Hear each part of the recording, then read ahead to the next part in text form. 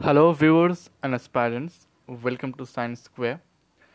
আজকের এই সেশনটায় আমরা শিখতে চলেছি বুদ্ধিস্ট কাউন্সিল বা বৌদ্ধ সংগীতি বা বৌদ্ধ সম্মেলন সম্বন্ধে। তো এই বুদ্ধিস্ট কাউন্সিল বা বৌদ্ধ সংগীতি শুরু করার আগে আমরা গৌতম বুদ্ধ সম্বন্ধে কিছু তথ্য জেনে নিই। তো এই গৌতম বুদ্ধ কে ছিলেন?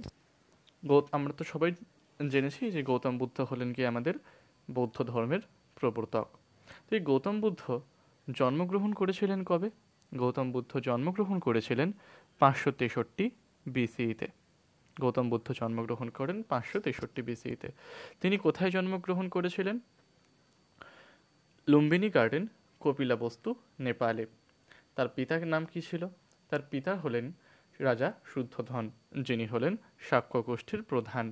তার মাতা হলেন গিয়ে কৌশল বংশের রাজকন্যা মহামায়া দেবী। তিনি গৌতম বুদ্ধের জন্মের কিছুদিনের মধ্যেই প্রাণত্যাগ করেছিলেন। তো এই গৌতম বুদ্ধর পালিতা মাতা বা ফস্টার মাতার কে? গৌতম বুদ্ধের পালিতা মাতা বা ফস্টার মাতার হলেন মহাপ্রজাপতি গৌতমী। এবারে ম্যারিড লাইফে চলে আসছি। গৌতম বুদ্ধর ওয়াইফের নাম কি? যশোধরা, এবং পুত্র হল কি রাহুল। তো এই গৌতম বুদ্ধ মারা গিয়েছিলেন কবে? গৌতম বুদ্ধর প্রাণত্যাগ করেছিলেন 483 বিসিইতে at Kushinagar in Deoria district, UP. অর্থাৎ উত্তরপ্রদেশের দেউরিয়া ডিস্ট্রিক্টের কুশিনগরে গৌতম বুদ্ধ প্রাণত্যাগ করেছিলেন কবে? 483 বিসিইতে। তো এই 483 বিসিইতে যে সালে গৌতম বুদ্ধ প্রাণত্যাগ করেছিলেন সেই সালেই কি হয়েছিল? প্রথম বৌদ্ধ সংগীতি আয়োজন করা হয়েছিল গৌতম বুদ্ধর মারা যাওয়ার বর্ষে। তো আজকে আমরা আমাদের মেইন কন্টেন্টে চলে আসি। সেটি কি? সেটি হলো কি বুদ্ধিস্ট কাউন্সিল। যে আমরা জেনে থাকি বুদ্ধিস্ট কাউন্সিল কটি হয়েছিল। মোট আমাদের যা ধারণা বুদ্ধিস্ট কাউন্সিল হয়েছিল মোট 4টি। তো এই প্রথমে চলে আসছে আমাদের ফার্স্ট বুদ্ধিস্ট কাউন্সিল বা প্রথম বৌদ্ধ সংগীতি সম্বন্ধে। ওকে,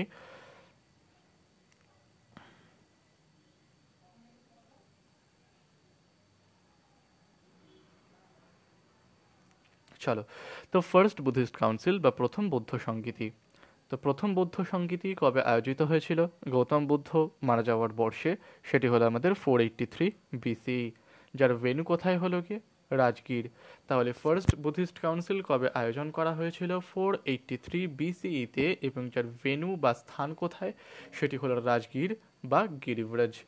এরপরে প্রথম বুদ্ধিস্ট কাউন্সিল, এটির সভাপতিত্ব বা চেয়ারম্যানশিপ কে করেছিলেন? মহাকাশ্যপ। এবং কোন রাজার আমলে প্রথম বৌদ্ধ সংগীতি আয়োজিত হয়েছিল? সেই রাজা হলেন আমাদের অজাতশত্রু। তো এই অজাতশত্রু ইন্টাররিলেটেড কিছু জেনে নিই আমরা। ইন্টাররিলেটেড থিং হতে কিছু জেনে নিতে হবে। তো এই প্রথম বুদ্ধিস্ট কাউন্সিলের সাথে আমরা দেখিনি যে এখানে কোন রাজার নাম জড়িয়ে যাচ্ছে প্রথম বুদ্ধিস্ট কাউন্সিলের সঙ্গে? অজাতশত্রুর নাম জড়িয়ে যাচ্ছে। তো এই অজাতশত্রু কে ছিলেন? আমরা সবাই ষোড়শ মহাজনপদ সম্বন্ধে জেনেছি, এবং এটাও জেনেছি ষোড়শ মহাজনপদের মধ্যে ধীরে ধীরে 4টি মহাজনপদ নিজেদের মধ্যে লড়াইয়ে মেতে উঠবে বা শক্তিশালী হয়ে উঠবে। তো তারা তারা হলে কারা? সেই সব মহাজনপদগুলোর মধ্যে নাম্বার 1 হয়ে গেল আমাদের কৌশল, যার রাজধানী কোথায়? কৌশলের রাজধানী হলো শ্রাবস্তি। নাম্বার 2 ভাতসা। ভাতসার রাজধানী কোথায়? ভাতসার রাজধানী হলো কৌশাম্বী। নাম্বার 3 বা তৃতীয় যে মহাজনপদটা হলো সেটা হলো গিয়ে অবন্তী, যার রাজধানী হলো মাহিষ্মতি। এবং চতুর্থ বা নাম্বার 4 যে মহাজনপদটা হলো সেটা হলো গিয়ে মগধ, যার রাজধানী হলো গিয়ে প্রথম দিকের রাজধানী হলো গিয়ে গিরিব্রজ বা রাজগীর। তো এই ষোড়শ মহাজনপদের মধ্যে 4টি মহাজনপদ কৌশল, ভাতসা, অবন্তী এবং মগধ নিজেদের মধ্যে লড়াইয়ে মেতে উঠবে। তো এই 4খানা মহাজনপদ নিজেদের মধ্যে লড়াইয়ে মেতে ওঠার পরে মগধ সবথেকে শক্তিশালী মহাজনপদে পরিণত হবে। তো এই মগধে প্রথম যে রাজবংশ রাজত্ব করতে আসবে তারা হলো গিয়ে হরিয়াঙ্কা ডিনাস্টি বা হরজঙ্ক বংশ। যাদের প্রথম রাজা কে হলেন? যাদের প্রথম রাজা হলেন গিয়ে বিম্বিসার। এবং বিম্বিসার যে শহরটি বানিয়েছিলেন সেটি হলো গিয়ে গিরিব্রজ বা রাজগীর। ক্লিয়ার এত অবধি? তাহলে আমরা কি জানছি? ষোড়শ মহাজনপদের তথ্য এখানে চলে আসছি। ষোড়শ মহাজনপদের মধ্যে থেকে 4টি মহাজনপদ সুপ্রিমেসিতে মেতে উঠবে নিজেদের মধ্যে লড়াইয়ে। তাদের মধ্যে সবথেকে শক্তিশালী মহাজনপদ কোনটি হবে? সেটি হয়ে যাবে আমাদের মগধ। তো এই মগধের ফার্স্ট ডিনাস্টি কারা আসছে? হরিয়াঙ্কা ডিনাস্টি বা হরজঙ্ক বংশ, যেখানকার প্রথম রাজা হলো বিম্বিসার। এই বিম্বিসারের ছেলের নাম বা বিম্বিসারের পরবর্তী যিনি হরজঙ্ক বংশের রাজা হন তিনি হলেন গিয়ে অজাতশত্রু। তো এই অজাতশত্রুর সময়ে মারা গিয়েছিলেন গৌতম বুদ্ধ আমাদের দেউরিয়া ডিস্ট্রিক্ট কুশীনগর ইউপিতে। তো অজাতশত্রু মানে হরিয়াঙ্কা ডিনাস্টির দ্বিতীয় রাজা, তিনি কি আয়োজন করেছিলেন? আমাদের প্রথম বুদ্ধিস্ট কাউন্সিলটাকে আয়োজন করেছিলেন গিরিবরাজ বা রাজগিরে, যার চেয়ারম্যান কে ছিলেন মহাকাশ্যপ। ক্লিয়ার এত অবধি? নেক্সট পার্টে চলে আসছি কি ইম্পর্টেন্স বা গুরুত্ব সম্বন্ধে। তো প্রথম বুদ্ধিস্ট কাউন্সিলে কি কি হয়েছিল দেখো, এখানে ফার্স্ট পয়েন্টটা কি দিয়েছে, কম্পাইলেশন অফ সুত্তা পিটিকা অ্যান্ড বিনায়া পিটিকা by Ananda and Upali respectively. ওকে, তো এই আনন্দ এবং উপালি কে ছিল? আনন্দ এবং উপালি ছিল বুদ্ধিস্ট বা বৌদ্ধ শাস্ত্রের দুজন গুরু, যারা কি করেছিলেন, এই আনন্দ এবং উপালি এনারা কি করেছিলেন, এনারা সংকলন করেছিলেন সুত্তা পিটিকা এবং বিনায়া পিটিকাকে। তো এই সুত্তা পিটিকা এবং বিনায়া পিটিকা সম্বন্ধে একটু জেনে নিই। তো সুত্তা পিটিকা এবং বিনায়া পিটিকাকে রেসপেক্টিভলি কারা সংকলন করেছিলেন? আনন্দা অ্যান্ড উপালি। সুত্তা পিটিকার কম্পাইলেশন করেছিলেন আনন্দা অ্যান্ড বিনায়া পিটিকার কম্পাইলেশন করেছিলেন উপালি। তো এই সুত্তা পিটিকা কি এবং বিনায়া পিটিকা কি? তো সুত্তা পিটিকা কি বলছে দেখো, এখানে দেখো আ কালেকশন অফ বুদ্ধাস সারমন, অর্থাৎ গৌতম বুদ্ধ যে উপদেশ বা সারমনগুলো দিয়ে গিয়েছিলেন তার শিষ্যদের জন্য, তারই একটা কালেকশন বা তারই একটা সংকলন হয়ে গেল আমাদের সুত্তা পিটিকা। তো এই সুত্তা পিটিকাকে আমরা 5টা নিকায়াতে ভাগ করতে পারি। তো এই সুত্তা পিটিকা ক্যান বি ডিভাইডেড ইন্টু 5 নিকা: দীঘ্ঘা নিকায়া, মাঝি নিকায়া, সংযুত্তা নিকায়া, অঙ্গুত্তর নিকায়া অ্যান্ড ক্ষুদ্রক নিকায়া। ওকে, তো Sutta Pitaka can be divided into 5 parts: Digha Nikaya, Majjhima Nikaya, Samyutta Nikaya, Anguttara Nikaya and Khuddaka Nikaya. তাহলে সুত্তা পিটিকার পরে কি আসছে আমাদের বিনয় পিটিকা। সো হোয়াট ইজ বিনয় পিটিকা বা বিনয় পিটিকাতে কি বলা হয়েছে? এটা বলেছে আমাদের it contains the rules and regulations of monastic discipline for monks, অর্থাৎ বৌদ্ধ সন্ন্যাসীরা তাদের মঠে যেসব রীতিনীতি এবং নিয়মকানুন পালন করবে তারই একটি বিস্তারিত তথ্য কোথায় দেওয়া হয়েছে আমাদের বিনয়া পিটিকাতে। তো ফার্স্ট বুদ্ধিস্ট কাউন্সিলে কোন কোন গ্রন্থের সংকলন হয়েছিল? সুত্তা পিটিকার সংকলন হয়েছিল এবং বিনয়া পিটিকার সংকলন হয়েছিল। সুত্তা পিটিকার সংকলন কে করেছিলেন? Buddhist Monk Ananda. অ্যান্ড বিনয়া পিটিকার সংকলন কে করেছিলেন? আমাদের বুদ্ধিস্ট মঙ্ক উপালি। তো সুত্তা পিটিকা কি? গৌতম বুদ্ধের উপদেশের একটি সংকলন। আর বিনয় পিটিকা কি? বিনয় পিটিকা হলো যেসব বৌদ্ধ সন্ন্যাসীরা রয়েছে তাদের মোনাস্টিক ডিসিপ্লিন এবং রুল সম্বন্ধে বলা হয়েছে এখানে। ক্লিয়ার এত অবধি? তো এই হলো আমাদের প্রথম বুদ্ধিস্ট কাউন্সিল। প্রথম বুদ্ধিস্ট কাউন্সিলের পর প্রায় এরপরে প্রথম বুদ্ধিস্ট কাউন্সিলের প্রায় মোটামুটি ধরে নাও 100 বছর পরে কি আয়োজিত করা হয়েছিল? Second Buddhist council. তো ফার্স্ট বুদ্ধিস্ট কাউন্সিল বা প্রথম বৌদ্ধ সংগীতির প্রায় 100 বছর পর দ্বিতীয় বৌদ্ধ সংগীতির আয়োজন করা হয়েছিল। তো দ্বিতীয় বৌদ্ধ সংগীতি কোন সালে হয়েছিল? আমাদের 383 বিসিইতে। যেটি কোন স্থানে হয়েছিল? বৈশালী। চেয়ারম্যান কে ছিলেন?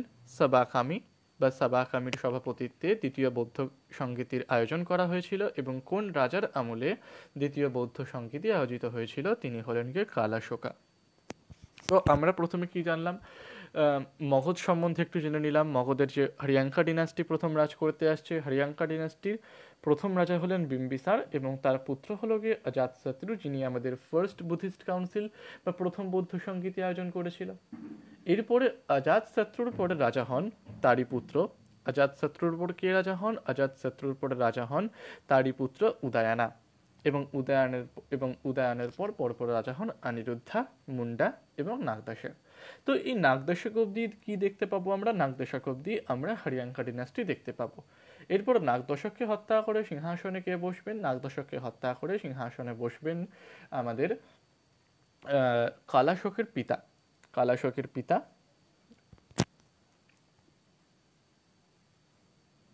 এই নাগদশককে হত্যা করেই সিংহাসনে বসবেন গিয়ে আমাদের কালাশোকের পিতা, যিনি মগধে হরিয়াঙ্কা ডিনাস্টির পরবর্তী যে রাজবংশ প্রতিষ্ঠা করবেন সেটি কি? সেটি হলো গিয়ে আমাদের, তো এই হত্যা করে কি প্রতিষ্ঠা করবেন এখানে? আমাদের শিশুনাগা ডিনাস্টি। তাহলে হারিয়াঙ্কা ডিনাস্টি, হারিয়াঙ্কা ডিনাস্টির পরে মগধে কোন রাজবংশের রাজত্ব করতে আসছে আমাদের? শিশুনাগা ডিনাস্টি। তো এই শিশুনাগ বংশের প্রথম শাসককে, শিশুনাগ বংশের প্রথম শাসক হলেন গিয়ে শিশুনাগ, যিনি নাগদশককে মানে হারিয়াঙ্কা ডিনাস্টির শেষ শাসক নাগদশককে হত্যা করে সিংহাসন আরোহণ করেছিলেন। তো এই শিশুনাগের পুত্র কে হলেন? এই শিশুনাগের পুত্র হলেন গিয়ে কালাশোক, যার অন্য নাম হলো গিয়ে কাকাভারান। তো দ্বিতীয় বৌদ্ধ সংগীতি কে আয়োজন করেছিলেন? দ্বিতীয় বৌদ্ধ সংগীতির আয়োজন করেছিলেন শিশুনাগ বংশের প্রতিষ্ঠাতা শিশুনাগের পুত্র কালাশোক, যাকে আমরা কি বলে জেনে থাকি? কাকাভারান বলেও জেনে থাকি। ক্লিয়ার এত অবধি? নেক্সট পার্ট, সেকেন্ড বুদ্ধিস্ট কাউন্সিলের ইম্পর্টেন্সগুলো কি একটু জেনে নি। দেখো এখানে কি বলেছে, it was called to discuss monastic practices, in particular way the monks could not be allowed to handle money. Okay, তো এখানে ফার্স্ট পয়েন্টটা কি বলছে, দ্বিতীয় বৌদ্ধ সংগীতির আয়োজনের মূল বিষয়বস্তুটা কি ছিল? মূল বিষয়বস্তুটা ছিল যে মংস মানে যারা বৌদ্ধ সন্ন্যাসী বা বৌদ্ধ ভিক্ষুক হবে, তারা যে বৌদ্ধ সংগীতি বা বৌদ্ধ ভিক্ষুক হবে, তারা যে মঠে বসে তাদের প্রার্থনা বা বৌদ্ধ ধর্মাচরণ করবে, সেই বৌদ্ধ ধর্মাচরণ করার সময় তারা সেখানে কোনো অর্থ নিজেদের কাছে রাখতে পারবে না। নাম্বার 2 বলছে, this council settles down the dispute on the Vinaya Pitaka and the code of discipline. অর্থাৎ বিনয় পিটিকার যে বিনয় পিটিকা কি হয়েছিল, বিনয় পিটিকা কন্টেইন কি করেছিল আমাদের rules and মোনাস্টিক discipline for monks. তো সেখানকার কিছু আইনের পরিবর্তনের জন্য দ্বিতীয় বৌদ্ধ সংগীতের আয়োজন করা হয়েছিল। এবং দ্বিতীয় বৌদ্ধ সংগীতি সবথেকে ইম্পর্টেন্ট বা সবথেকে গুরুত্বপূর্ণ শুধুমাত্র দুটি কারণের জন্য। কারণ দ্বিতীয় বৌদ্ধ সংগীতিতে বৌদ্ধ সন্ন্যাসীরা দুটি ভাগে বিভক্ত হয়ে গিয়েছিল। একটা হলো গিয়ে স্থবিরবাদিন্স এবং আরেকটা হলো গিয়ে মহাসাংঘিকাস। ওকে, বুদ্ধিজমের দুখানা সেক্ট, যেটা আমরা পরে গিয়ে জানবো। কিন্তু এটা বুদ্ধিস্ট মঙ্ক বা বৌদ্ধ সন্ন্যাসীরা যে দুটো ভাগে ডিভাইডেড হয়েছিলেন, সেটি হয়েছিলেন কোন কাউন্সিলে বা কোন বৌদ্ধ সংগীতিতে? দ্বিতীয় বৌদ্ধ সংগীতিতে বুদ্ধিস্ট মঙ্ক বা বৌদ্ধ সন্ন্যাসীরা দুটি শ্রেণীতে বিভক্ত হয়েছিলেন। একটা হলো স্থবিরাস বা স্থবিরবাদিন্স, যাদের গুরু কে ছিলেন মহাকাত্যায়ন, এবং আরেকটা হলো গিয়ে মহাসাংঘিকাস, যাদের গুরু কে ছিলেন মহাকাশ্যপ। ক্লিয়ার? তো এই হলো আমাদের সেকেন্ড বুদ্ধিস্ট কাউন্সিল। এরপরে যেটায় চলে আসছি সেটা হলো তৃতীয় বুদ্ধিস্ট কাউন্সিল বা থার্ড বুদ্ধিস্ট কাউন্সিল সম্বন্ধে, তৃতীয় বৌদ্ধ সংগীতি। যেটি তৃতীয় বৌদ্ধ সংগীতি কবে আয়োজন করা হয়েছিল? তৃতীয় বৌদ্ধ সংগীতি আয়োজন করা হয়েছিল 250 বিসিইতে। এবং এর ভেন্যু কোথায় ছিল? এর ভেন্যু হলো গিয়ে আমাদের পাটলিপুত্রাতে। ক্লিয়ার? তা ভেন্যু হলো গিয়ে পাটলিপুত্রাতে। তৃতীয় বৌদ্ধ সংগীতির সভাপতিত্ব কে করেছিলেন? মাগালিপুত্তা টিসা। এবং তৃতীয় বৌদ্ধ সংগীতি কার আমলে আয়োজিত করা হয়েছিল? তিনি হলেন গিয়ে আমাদের সম্রাট অশোক। ঠিক আছে, তাহলে ক্লিয়ার ক্লিয়ার ক্লিয়ার। এত বছর কি হলো দেখো, 383 বিসি থেকে আবার 250 বিসি, মানে 100 বছরের বেশি সময়ের পরেও দ্বিতীয় বৌদ্ধ সংগীতি থেকে তৃতীয় বৌদ্ধ সংগীতি আয়োজন করা হয়েছিল। তো এই দেখো, আমরা মগধে কোন রাজবংশ প্রথমে রাজত্ব করলো দেখলাম? হারিয়াঙ্কা ডিনাস্টি। হারিয়াঙ্কা ডিনাস্টির একজন শাসক তিনি হলেন অজাতশত্রু। তিনি কি আয়োজন করলেন? প্রথম বৌদ্ধ সংগীতের আয়োজন করলেন। তারপরে হারিয়াঙ্কা ডিনাস্টির পরে মগধে কারা রাজত্ব করতে আসছে? আমাদের শিশুনাগা ডিনাস্টি। সেখানকার দ্বিতীয় শাসক কালাশক বা কাকাবারান দ্বিতীয় বৌদ্ধ সংগীতের আয়োজন করলেন। তো এই শিশুনাগা ডিনাস্টির পরে মগধে রাজত্বে কারা চলে আসছে? শূদ্র ডিনাস্টি। একটা শূদ্র ডিনাস্টি যারা হলো গিয়ে নন্দ বংশ বা নন্দা ডিনাস্টি। তো হরিয়াঙ্কা হয়ে গেল। হরিয়াঙ্কার পরে আমরা কি জানছি? আমাদের শিশুনাগ ডিনাস্টি, এবং শিশুনাগের পরে আমরা কি জানছি? আমাদের ফার্স্ট শূদ্র ডিনাস্টি ইন ইন্ডিয়া, নন্দা ডিনাস্টি সম্বন্ধে। তো নন্দা ডিনাস্টির পরে নন্দা ডিনাস্টির শেষ শাসক হলেন গিয়ে ধননন্দ। সেই ধননন্দকে হত্যা করে কে সিংহাসনে বসেছিলেন? চন্দ্রগুপ্ত মৌর্য, যিনি মৌর্য সাম্রাজ্যের প্রতিষ্ঠাতা করেছিলেন আমাদের মগধে। তো এই মৌর্য রাজবংশের প্রথম রাজা কে হলেন? আমাদের চন্দ্রগুপ্ত মৌর্য। তারপরে তার পুত্র বিন্দুসার, এবং বিন্দুসারের পরে রাজা হন সম্রাট অশোক। তো এই সম্রাট অশোক তৃতীয় বৌদ্ধ সংগীতির আয়োজন করেছিলেন পাটলিপুত্র শহরে 250 বিসিইতে, যার চেয়ারম্যান বা সভাপতিত্ব কে করেছিলেন? মাগালিপুত্তা টিসা। ক্লিয়ার? তৃতীয় বুদ্ধিস্ট কাউন্সিলের ইম্পর্টেন্সগুলো কি কি একটু জেনে নিই আমরা। এখানে কি বলেছে? কম্পাইলেশন অফ অভিধম্ম পিটিকা বাই মোগালিপুত্তা টিসা। অর্থাৎ অভিধম্ম পিটিকা, অভিধম্ম পিটিকার সংকলন কে করেছিলেন? অভিধম্ম পিটিকার সংকলন করেছিলেন মোগালিপুত্তা টিসা, যিনি একাধারে আবার চেয়ারম্যান ছিলেন আমাদের তৃতীয় বৌদ্ধ সংগীতির। Clear? The third part of the Tripitaka was coded in the Pali language, অর্থাৎ বৌদ্ধ শাস্ত্র ত্রিপিটক, সেই ত্রিপিটকের তৃতীয় খণ্ডটি কোন ভাষায় রচিত হয়েছিল? আমাদের পালি ভাষায় রচিত হয়েছিল। Okay, the council appear to have meet to compose commentaries on the Tripitaka. ঠিক আছে, একটা কাউন্সিলের আয়োজন করা হয়েছিল যারা ত্রিপিটক সম্বন্ধে একটি কমেন্টারি ফর্ম বা একটি মানে সভার আয়োজন করেছিল, মানে ত্রিপিটক কোন ভাষায় রচিত হবে সেটার জন্য নিয়ে। ক্লিয়ার? তো তৃতীয় বৌদ্ধ সংগীতি, তো আমরা তো জেনে নিলাম 1, 2, 3 বৌদ্ধ সংগীতি সম্বন্ধে। এরপরে চলে আসি আমাদের শেষ বৌদ্ধ সংগীতি, যেটা হলো চতুর্থ বৌদ্ধ সংগীতি বা ফোর্থ বুদ্ধিস্ট কাউন্সিল। তো আমরা কি দেখছিলাম? প্রথম বৌদ্ধ সংগীতি, দ্বিতীয় বৌদ্ধ সংগীতি এবং তৃতীয় বৌদ্ধ সংগীতি, এগুলো সব খ্রিস্টপূর্বাব্দে হচ্ছিল, মানে বিসিতে হচ্ছিল। তো এই একমাত্র বুদ্ধিস্ট কাউন্সিল যেটি খ্রিস্টপূর্বাব্দে বা এটিতে সম্পন্ন হয় সেটি হলো গিয়ে আমাদের ফোর্থ বুদ্ধিস্ট কাউন্সিল, যার ইয়ার হলো গিয়ে 72 এডি। কোথায় হয়েছিল? কুন্দলবন, কাশ্মীর। কুন্দলবন কাশ্মীরে আয়োজন করা হয়েছিল আমাদের ফোর্থ বুদ্ধিস্ট কাউন্সিলের। যার চেয়ারম্যান কে ছিলেন? যার চেয়ারম্যান হলেন গিয়ে বাসুমিত্রা, এবং তখনকার রাজা কি ছিলেন? কনিষ্ক। কনিষ্ক হলো গিয়ে কুষাণ শাসকদের মধ্যে, মানে কুষাণ বংশের সর্বশ্রেষ্ঠ রাজা হলেন গিয়ে কনিষ্ক। ক্লিয়ার? চলো, তো এই কনিষ্ক সম্বন্ধে কি জানতে পারছি আমরা? কনিষ্ক কবে এলেন? তো দেখো, মৌর্য রাজবংশ রাজত্ব করার পরে মৌর্যদের পরবর্তী অন্যান্য রাজবংশ রাজত্ব করতে আসবে। তাদের মধ্যে যদি গুরুত্বপূর্ণ আমরা কিছু জানতে পারি, তারা হলো গিয়ে সুঙ্গা ডিনাস্টি হতে পারে, কানভা ডিনাস্টি হতে পারে, আমাদের সাউথ ইন্ডিয়াতে সাতবাহানা ডিনাস্টি হতে পারে। এরা কারা এসেছিল? এরা হলো গিয়ে পোস্ট মৌরিয়ান ডিনাস্টি, মানে মৌর্য সাম্রাজ্যের পরে কিন্তু গুপ্ত সাম্রাজ্যের ঠিক আগে এটা রাজত্ব করেছিল। তো এই মৌর্য সাম্রাজ্যের পরবর্তী সময়ে যে শুঙ্গ এবং কান্যরা রাজত্ব করে, তাদের পরবর্তী সময়ে কিছু বৈদেশিক শক্তি ভারতবর্ষে রাজত্ব করেছিল গুপ্ত সাম্রাজ্য সূচনাকাল পর্যন্ত। ঠিক আছে, তো তাদের মধ্যে ইম্পর্টেন্ট কারা? তাদের মধ্যে ইম্পর্টেন্ট ইন্দো গ্রিক বা কুষাণ, বা তাদের মধ্যে আমাদের হতে পারে শক বা সিথিয়ানরাও হতে পারে, এছাড়াও পার্থিয়ানরাও ছিল। তো এই চারখানা বিদেশি উপজাতি, মোটামুটি গ্রিক ছিল, কুষাণ ছিল, পার্থিয়ান ছিল এবং শক ছিল, এরা ভারতবর্ষে রাজত্ব করেছিল মৌর্য সাম্রাজ্যের পরবর্তী সময় এবং গুপ্ত সাম্রাজ্যের ঠিক আগে। তো এই যে তাহলে এই কুষাণ রাজবংশ হলো গিয়ে বৈদেশিক শক্তি, একটা বৈদেশিক সাম্রাজ্য যারা ভারতে রাজত্ব করেছিলেন গুপ্ত সাম্রাজ্যের ঠিক আগে। তো এই কুষাণ বংশের প্রথম রাজাদের মধ্যে কারা কারা ছিলেন? কুষাণ বংশের প্রথম রাজাদের মধ্যে উল্লেখযোগ্য ছিলেন প্রথম কথফিসেস, দ্বিতীয় কথফিসেস, মানে প্রথম কথফিসেস বা কুজুল কথফিসেস, এবং সেকেন্ড কথফিসেস বা যাকে আমরা বলে থাকি বিম কথফিসেস। তো এই কুজুল কথফিসেস এবং বিম কথফিসেস এদের পরবর্তী সময়ে যিনি রাজা হন তিনি হলেন গিয়ে কনিষ্ক। এবং কনিষ্ক হলেন ভারতে যে কুষাণ সাম্রাজ্যের রাজত্বকাল চলেছিল, সেই কুষাণ সাম্রাজ্যের রাজত্বকালে সর্বশ্রেষ্ঠ রাজা হলেন গিয়ে কনিষ্ক, যিনি আয়োজন কি করেছিলেন? চতুর্থ বৌদ্ধ সংগীতি 72 এডিতে কুন্দলবন কাশ্মীরে, এবং যার চেয়ারম্যান বা সভাপতিত্ব কে করেছিলেন? আমাদের বাসুমিত্রা। ক্লিয়ার এত অবধি? নেক্সট, ফোর্থ বুদ্ধিস্ট কাউন্সিল সম্বন্ধে কিছু ইম্পর্টেন্ট তথ্য এখানে কি বলছে দেখো। ইট ওয়াজ প্রিসাইডেড বাই বাসুমিত্রা, অর্থাৎ চতুর্থ বৌদ্ধ সংগীতির সভাপতিত্ব করেছিলেন বাসুমিত্রা, এবং তার ডেপুটি কে ছিলেন? এবং তার ডেপুটি ছিলেন অশ্বাঘোষা, যিনি কি লিখেছেন? বুদ্ধচরিত লিখেছেন। Clear? Buddhism was divided into two sect, Mahayana and Hinayana, অর্থাৎ বৌদ্ধ বৌদ্ধরা মানে বৌদ্ধ ধর্ম দুটি ভাগে বিভক্ত হয়েছিল। কোন বৌদ্ধ সংগীতিতে? চতুর্থ বৌদ্ধ সংগীতি বা ফোর্থ বুদ্ধিস্ট কাউন্সিলে বৌদ্ধ ধর্ম দুটি পার্টে ডিভাইড হয়েছিল। Number 1 Mahayana, number 2 Hinayana. তো what is the basic difference in between the Mahayana and Hinayana? মহাযানরা কি ছিল? মহাযানরা হলো গিয়ে মানে মূর্তি পুজোয় বিশ্বাসী ছিল না।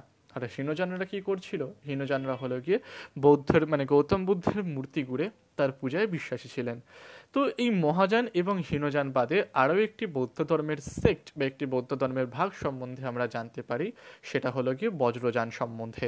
তো এই বজ্রযানের মেন পৃষ্ঠপোষক কারা ছিলেন? বজ্রযান যে বৌদ্ধ সম্প্রদায় ছিল, সেই বজ্রযান বৌদ্ধ সম্প্রদায়ের প্রধান পৃষ্ঠপোষক হলেন গিয়ে আমাদের বাংলার পাল বংশের শাসকেরা। আমরা সবাই পাল বংশ সম্বন্ধে তো জেনেছিলাম। তো বাংলার যে পাল বংশের শাসকেরা হলেন গিয়ে বজ্রযান বৌদ্ধ সম্প্রদায়ের পৃষ্ঠপোষক ছিলেন, যারা কি ভাবতো কোনো জাদু শক্তির দ্বারা মানে মুক্তি সর্বোত্তমভাবে সম্ভব, তারা এটাই ভাবতো। এবং সেই জাদু শক্তিটা কী ছিল? কোনো প্রাকৃতিক শক্তি বা বজ্র ছিল। আর মহাযান এবং হীনযান, মহাযানরা ছিল আমাদের দক্ষিণী বৌদ্ধ সম্প্রদায় এবং হীনযানরা ছিল উত্তর বৌদ্ধ সম্প্রদায়।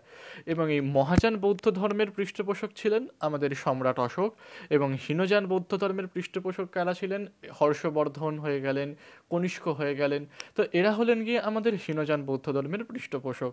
তো এই চতুর্থ বৌদ্ধ সংগীতিতে কি হয়েছিল? বৌদ্ধ ধর্ম দুটো পার্টে ডিভাইড হয়েছিল, যার মধ্যে প্রথম হলো গিয়ে মহাযান এবং দ্বিতীয় হলো গিয়ে আমাদের হীনযান। ক্লিয়ার?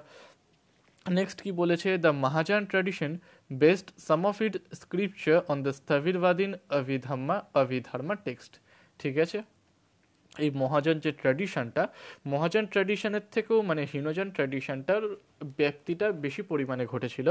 মানে দক্ষিণী বৌদ্ধ সম্প্রদায়ের থেকে উত্তর বৌদ্ধ সম্প্রদায়ের যে ট্র্যাডিশন বা মানে তোমার অগ্রগতি, সেটি আরও বেশি পরিমাণে ঘটেছিল। এবং যে মহাযান বৌদ্ধ ধর্মের একটা যে ট্র্যাডিশনাল বৌদ্ধ ধর্ম ছিল, সেটি কার উপর বেস করে তৈরি হয়েছিল? স্থবিরবাদিন্স অভিধর্মা টেক্সটের ওপরে। ক্লিয়ার? তো এই হলো আমাদের চতুর্থ বৌদ্ধ সংগীতি। তো এরপরে চতুর্থ বৌদ্ধ সংগীতি, দেখো আমরা তো মেনলি কম্পিটিটিভ এক্সামের জন্য 4টে বৌদ্ধ সংগীতি সম্বন্ধেও পড়ে থাকি, কিন্তু এরপরেও আরও দুটো বৌদ্ধ সংগীতি আয়োজন করা হয়েছিল, যাদেরকে আমরা কি বলে থাকি? থেরবাদী বৌদ্ধ সংগীতি। মানে হয়ে গেল আমাদের 5th বুদ্ধিস্ট কাউন্সিল এবং আরেকটা হয়ে গেল আমাদের 6th Buddhist council. Clear? 5th Buddhist council, আরেকটা হলো 6th বুদ্ধিস্ট কাউন্সিল। তো এগুলো না মানে মেন আমরা মানে প্রধান যে বৌদ্ধ সংগীতি তার মধ্যে এগুলো পড়ে না। এরা হলো গিয়ে থেরবাদী, মানে বৌদ্ধ ধর্মের একটা সেক্টের বৌদ্ধ সংগীতি, তাদের একটা বৌদ্ধ সম্মেলন। তো থেরবাদী বৌদ্ধ সম্মেলনগুলো কি কি? 5th এবং 6th। একটা হয়েছিল 1874-এ, আর একটা হয়েছিল আমাদের 1951-এ। তো 1874 এবং 1951-এ কি হয়েছিল? 1874-এ হয়েছিল পঞ্চম বৌদ্ধ সংগীতি, এবং 1951-এ হয়েছিল আমাদের ষষ্ঠ বৌদ্ধ সংগীতি। এবং এই দুখানেই বৌদ্ধ সংগীতি কোথায় আয়োজন করা হয়েছিল? এই দুটো বৌদ্ধ সংগীতি আয়োজন করা হয়েছিল মায়ানমারে বা বার্মাতে। ক্লিয়ার? তো এই হলো আমাদের বুদ্ধিস্ট কাউন্সিল। এর পরবর্তী সেশনগুলো তোমাদের আগার চেষ্টা করব ষোড়শ মহাজনপদ বা ষোড়শ মহাজনপদের পরবর্তী বা মগধের পরবর্তী শাসকদের সম্বন্ধে। তো টিল দেন, যদি তোমাদের সেশনটি ভালো লেগে থাকে তোমরা অবশ্যই লাইক করো, শেয়ার করো। Until then, thank you.